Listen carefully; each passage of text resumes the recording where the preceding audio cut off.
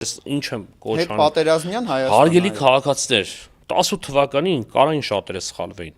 բայց 20 թվականից հետո բացարձակ այս մարդուն հավատալ, ինձ թվում է չպետք է։ Ես ինչից եմ ավելի շատ ցավում, այն որ ինքը իմ համար գոյություն չունի, փաստ է, բայց այն որ այսօր ունենք մենք դպրոցում ուսուցիչներ, որոնք իրենց թերադրած պատմությունն են դասավանդում։ Այդտեղ է մեր ամենամեծ բացթողումը, այդտեղ է մեր ամենամեծ խնդիրը, որ մեր հասարակության մեջ կա մարդիկ, համալսարանում կա դասախոս, որը ինձ դասավանդել է, որ Արցախը մերն է, Արցախը հայկական, Արցախ պետք է պահենք, եթերով այսօր անամոթաբար խոսում է, որ այո, Արցախը Ադրբեջանի մաս է, տարածքային ամբողջական, հեսա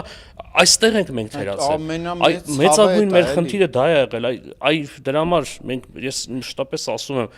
տա Աստված լինի իշխանափոխությունը, վստահ եմ լինելու է այդ իշխանափոխությունը, առաջի մեր գործը պետք է կրթական բարեփոխումն է։ Կրթությունը պետք է լինի մեր ամենահիմնականը, կրթություն ու մնացածը, սա իմ անձնական կարծիքն է, մենք սրա վրա մեծ ուշադրություն պետք է